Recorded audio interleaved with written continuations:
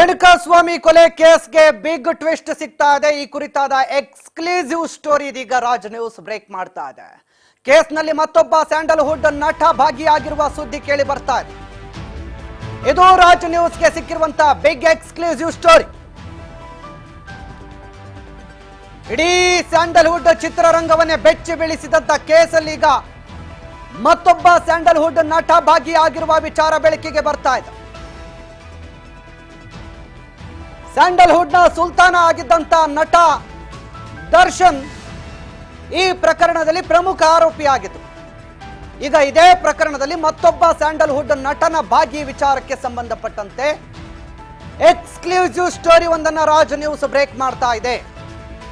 ರೇಣುಕಾಸ್ವಾಮಿ ಕೊಲೆ ಕೇಸ್ನಲ್ಲಿ ಹಾಗಾದ್ರೆ ಯಾರು ಮತ್ತೊಬ್ಬ ಸ್ಯಾಂಡಲ್ವುಡ್ ನಟ ಭಾಗಿಯಾಗಿದ್ದಾರೆ?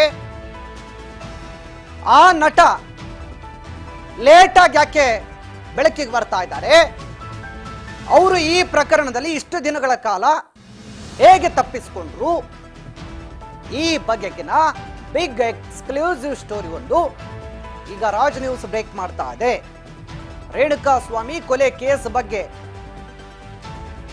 ರಾಜ್ ನ್ಯೂಸ್ಗೆ ಸಿಕ್ತು ಬಿಗ್ ಟ್ವಿಸ್ಟ್. ಇದು ಮೆಗಾ ಎಕ್ಸ್ಕ್ಲೂಸಿವ್ ಕವರೇಜ್. ಕೇಸ್ನಲ್ಲಿ ಮತ್ತೊಬ್ಬ ಸ್ಯಾಂಡಲ್ವುಡ್ ನಟ ಭಾಗಿಯಾಗಿರುವ ವಿಚಾರಕ್ಕೆ ಸಂಬಂಧಪಟ್ಟಂತೆ ಈ ಕೇಸ್ ಈಗ ಮತ್ತೊಂದು ಟ್ವಿಸ್ಟ್ ಅನ್ನ ಪಡೆದುಕೊಳ್ತಾ ಇದೆ. ಇವತ್ತು ನಾಳೆ 2 ದಿನದಲ್ಲಿ ಕಸ್ಟಡಿಗೆ ತೆಗೆದುಕೊಂಡಿರುವಂತಹ ಆರೋಪಿಗಳ ವಿಚಾರಣೆ ಕಂಪ್ಲೀಟ್ ಮಾಡಿ ಆರೋಪಿಗಳನ್ನ ನಾಳೆ ಕಟಕಟಿಗೆ ತಂದು ನಿಲ್ಲಿಸಬೇಕಿದೆ. ಈ ಹೊತ್ತಲ್ಲಿ ಈಗ ಮತ್ತೊಂದು ಬಿಗ್ ಟ್ವಿಸ್ಟ್ ಸಿಕ್ಕಿರುವಂಥದ್ದು. ಮತ್ತೊಬ್ಬ ಸ್ಯಾಂಡಲ್ವುಡ್ ನಟ ಯಾರು? ಈ ಕೇಸ್ನಲ್ಲೀಗ ಸ್ಯಾಂಡಲ್ವುಡ್ ನಟರಿಗೆ ಭಯ ಶುರುವಾಯಿತು. ಭಾರಿ ದೊಡ್ಡ ಮಟ್ಟದಲ್ಲಿ ಫ್ಯಾನ್ ಬೇಸ್ ಅನ್ನು ಹೊಂದಿದ್ದಂತ ನಟ ದರ್ಶನ್ ಒಳಗೋಗ್ತಿದ್ದಂತೆ ಈಗ ಮತ್ತೊಬ್ಬ ಸ್ಯಾಂಡಲ್ವುಡ್ ನಟ ಈ ಪ್ರಕರಣದಲ್ಲಿ ಪಾಲು ಪಡೆದಿದ್ದ ಅನ್ನುವಂಥದ್ದು ಬೆಳಕಿಗೆ ಬರ್ತಾ ಇದೆ. ಆ ನಟನಿಗೂ ಸ್ವಾಮಿ ಕೊಲೆ ಕೇಸ್ಗೂ ತಡವಾಗಿ ಲಿಂಕ್ ಬೆಳೆದಿದ್ದೇ ಇದೆ. ಸ್ಯಾಂಡಲ್ವುಡ್ನ ಮತ್ತೊಬ್ಬ ನಟ ಈ ಪ್ರಮುಖ ಪ್ರಕರಣದಲ್ಲಿ ಆರೋಪಿಯಾಗ್ತಾ ಇದ್ದಾರೆ. 17 ಜನ ಈ ಪ್ರಕರಣದಲ್ಲಿ ಭಾಗಿಯಾಗಿದ್ದಾರೆ ಅನ್ನೋ ಸುದ್ದಿ ಕೇಳಿದ್ವಿ. ಅದರಲ್ಲಿ 14 ಜನ ಈಗ ಪೊಲೀಸ್ ಕಸ್ಟಡಿಯಲ್ಲಿದ್ದಾರೆ. ಉಳಿದ 3 ಪೈಕಿ ಒಬ್ರು ಆ ನಟನೇ ಇರಬಹುದಾ? ಆ ಸ್ಯಾಂಡಲ್ವುಡ್ ನಟ ಆರೋಪಿ ದರ್ಶನ್ ಈಗ ಈ ಪ್ರಕರಣದಲ್ಲಿ ಭಾಗಿಯಾಗಿರುವ ವಿಚಾರ ಸದ್ದು ಮಾಡ್ತಾ ಇದೆ. ಇಷ್ಟು ದಿನಗಳ ಕಾಲ ಆ ಹೆಸರೇ ಕೇಳಿರಲಿಲ್ಲ, ಈಗ ಆ ಹೆಸರು ಕೇಳಿ ಬರ್ತಾ ಇದೆ. ಮತ್ತೊಬ್ಬ ಸ್ಯಾಂಡಲ್ವುಡ್ ನಟನಿಗೆ ಈ ಪ್ರಕರಣದಲ್ಲಿ ಬಂಧನದ ಭೀತಿ ಶುರುವಾಗಿದೆ. ಈಗಾಗಲೇ ಆರೋಪಿಗಳನ್ನ ಸ್ಪಾಟ್ ಇನ್ವೆಸ್ಟಿಗೇಷನ್ ಮಾಡಿರುವಂತಹ ಪೊಲೀಸರು ಎವಿಡೆನ್ಸ್ಗಳನ್ನ ಇಟ್ಕೊಂಡಿದ್ದಾರೆ. ಮೊಬೈಲ್ ಲೊಕೇಶನ್ ಡಂಪ್ ಮಾಡಿದ್ದಾರೆ, ಕೃತ್ಯಕ್ಕೆ ಬಳಸಿದ್ದಂಥ ವಸ್ತುಗಳನ್ನು ಸೀಸ್ ಮಾಡಿದ್ದಾರೆ.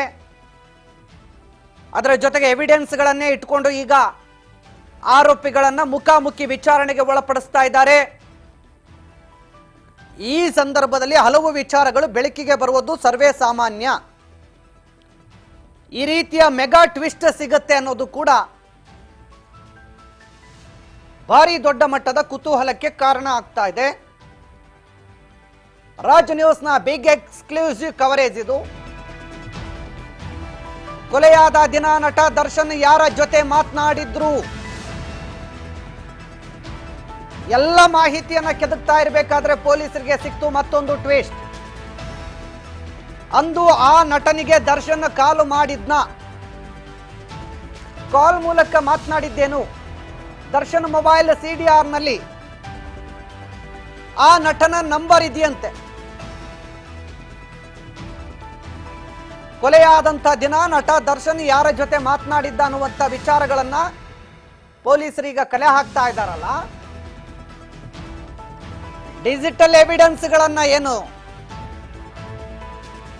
ರಿಕವರಿ ಮಾಡ್ತಾ ಇದ್ದಾರಲ್ಲ, ಈ ರಿಟ್ರೀವ್ ಸಂದರ್ಭದಲ್ಲಿ CDR ನಲ್ಲಿ ಗೊತ್ತಾಗಿದೆ ಮತ್ತೊಬ್ಬ ನಟ ಕೂಡ ಈ ಪ್ರಕರಣದಲ್ಲಿ ಆರೋಪಿಯಾಗುವ ಸಾಧ್ಯತೆಗಳಿದೆ ಅಂತ. ಕೊಲೆಯಾದ ದಿನ ನಟ ದರ್ಶನ್ ಯಾರ್ಯಾರ ಜೊತೆ ಮಾತನಾಡಿದ್ದಾರೆ, ಏನೇನು ಮಾತನಾಡಿದ್ದಾರೆ, ಈ ಪ್ರಕರಣದಲ್ಲಿ ಯಾರ್ಯಾರು ಭಾಗಿಯಾಗಿದ್ದಾರೆ, ಇದೆಲ್ಲ ಕೂಡ ಈಗ ಮೊಬೈಲ್ನ ಕಾಲ್ ಡೀಟೇಲ್ಸ್ ಅನ್ನ ರಿಟ್ರೀವ್ ಮಾಡುವಂತ ಸಂದರ್ಭದಲ್ಲಿ ಕಾಲ್ ಡೀಟೇಲ್ಸ್ ರಿಟ್ರೀವ್ ಏನಿದೆ, CDR ಏನಿದೆ, ಆ CDR ಮಾಡುವಂತ ಸಂದರ್ಭದಲ್ಲಿ ಇವರ ಜೊತೆ ಸಂಪರ್ಕ ಇದ್ದವರಿಗೆ ಈಗ ಬಂಧನದ ಭೀತಿ.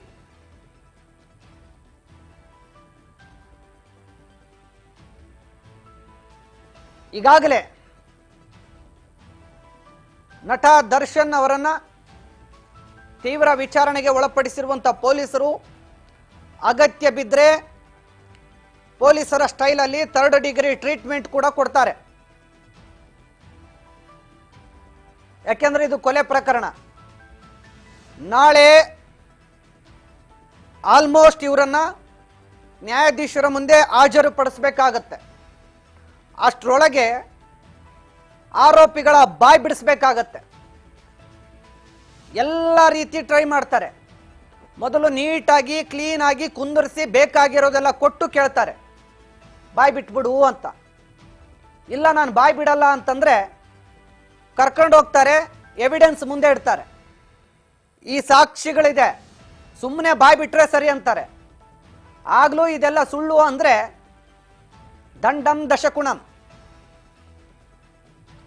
ದಂಡಂ ದಶಗುಣಂ ಆದ್ರೆ ಸುಮ್ಮನೆ ಬಾಯಿ ಬಿಡ್ತಾರೆ ಅಂತ ಅವಾಗ ಮಾತಿಗೆ ಮಾನಕಾಯಿ ಉದುರಂಗಿಲ್ಲ, ಕಲ್ಲೇ ಎಸಿಬೇಕು ಅಂತ ಪೊಲೀಸರು ತಮ್ಮ ಸ್ಟೈಲ್ನ ಶುರು ಹಚ್ಕೊಳ್ತಾರೆ. ಈಗಾಗಲೇ ನೀಟಾಗಿ ವಿಚಾರಿಸಿದ್ದಾಯ್ತು, ಸ್ಪಾಟ್ ಇನ್ವೆಸ್ಟಿಗೇಷನ್ ಮಾಡ್ದಾಯ್ತು, ಸ್ಪಾಟ್ ಇನ್ವೆಸ್ಟಿಗೇಷನ್ ಅಲ್ಲಿ ಸಿಕ್ಕಿರುವಂತ ಹೇಳಿಕೆಗಳನ್ನು ಪಡ್ಕೊಂಡಾಯ್ತು. ಅವ್ರ ಮೊಬೈಲು, ಅವ್ರ ಕಾರು, ಅವ್ರ ಫೋನು, ಇದೆಲ್ಲ ಕೂಡ ಈಗ ರಿಟ್ರೀವ್ ಮಾಡಿದ್ದಾಯ್ತು. ಇನ್ನೂ ಬಾಯಿ ಬಿಡಲಿಲ್ಲ ಅಂದ್ರೆ ಮತ್ತೆ ಫೈನಲ್ ಸ್ಟೇಜ್ ಅಲ್ಲಿ ಏನ್ ಟ್ರೀಟ್ಮೆಂಟ್ ಕೊಟ್ರೆ ಬಾಯಿ ಬಿಡ್ತಾರೆ ಅನ್ನೋದು ಪೊಲೀಸರಿಗೆ ಗೊತ್ತು. ಅದನ್ನೇ ಶುರು ಹಚ್ಕೊಳ್ಳೋ ಸಾಧ್ಯತೆ ಇವತ್ತಿದೆ ಬಹುತೇಕ. ಈ ಸಂದರ್ಭದಲ್ಲಿ ಯಾರ್ಯಾರ ಹೆಸರು ಕೇಳಿ ಬರುತ್ತೆ ಅವರೆಲ್ಲರನ್ನ ಕೂಡ ಮತ್ತೆ ಪತ್ತೆ ಹಚ್ಚುತ್ತಾರೆ. ಒಟ್ನಲ್ಲಿ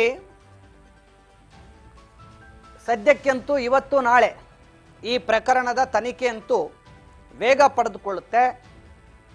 ಯಾರ್ಯಾರಿದ್ದಾರೋ ಯಾರು ತಪ್ಪಿಸ್ಕೊಳ್ಳೋಕೆ ಸಾಧ್ಯ ಇಲ್ಲ. ಒಂದಲ್ಲ ಒಂದು ರೀತಿಯಾದ ಸುಳಿವು ಸಿಕ್ಕೇ ಸಿಗುತ್ತೆ. ಎಂಥ ಕಳ್ಳಾಗಿರಲಿ, ಎಂಥ ಕ್ರಿಮಿನಲ್ ಆಗಿರಲಿ, ತಪ್ಪು ಮಾಡೋಕ್ಕೂ ಮುನ್ನ ಒಂದು ಸಣ್ಣ ಕ್ಲೂ ಬಿಟ್ಟಿರ್ತಾನೆ.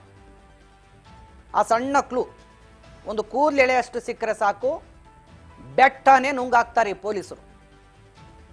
ಹೀಗಾಗಿ ಪೊಲೀಸರ ಮುಂದೆ ಏನೂ ನಡೆಯಲ್ಲ. ಬಟ್ ಪೊಲೀಸರ ತನಿಖೆ ಎಷ್ಟು ನಿಷ್ಪಕ್ಷಪಾತವಾಗಿ ನಡೆಯುತ್ತೆ ಅನ್ನೋದು ಮುಖ್ಯ ಆಗುತ್ತೆ. ಈಗಾಗಲೇ ಪೊಲೀಸರ ಕಾರ್ಯಕ್ಷಮತೆ ದಕ್ಷವಾಗಿರೋದ್ರಿಂದ ಇಷ್ಟರ ಮಟ್ಟಿಗೆ ತನಿಖೆ ಬಿರುಸನ್ನು ಪಡೆದುಕೊಂಡಿದೆ. ಇಷ್ಟೆಲ್ಲ ಆಗಿದೆ. ಇಲ್ಲ ಅಂತಂದಿದ್ರೆ ಯಾವಾಗಲೂ ಕೇಸ್ ಇಷ್ಟೊತ್ತಿಗೆ ಕ್ಲೋಸ್ ಆಗಿರೋದು. ಈಗ ಕೇಸ್ ಇಷ್ಟರ ಮಟ್ಟಿಗೆ ಸ್ಟ್ರಾಂಗ್ ಆಗಿರೋದಕ್ಕೆ ಪೊಲೀಸರ ದಕ್ಷತೆಯಲ್ಲಿ ಬಹಳ ಪ್ರಮುಖವಾಗಿರುವಂಥದ್ದು. ಈ ನಿಟ್ಟಿನಲ್ಲಿ ಈಗಾಗಲೇ ಹಲವರ ಬಾಯಿ ಬಿಡಿಸುವಂಥ ಪ್ರಯತ್ನ ಮಾಡ್ತಾ ಇದ್ದಾರೆ. ಈ ಬಗ್ಗೆ ಇನ್ನಷ್ಟು ಅಪ್ಡೇಟ್ಸ್ ಇದೆ, ಕೊಡ್ತೀನಿ ಚಿಕ್ಕ ವಿರಾಮದ ಬಳಿಕ.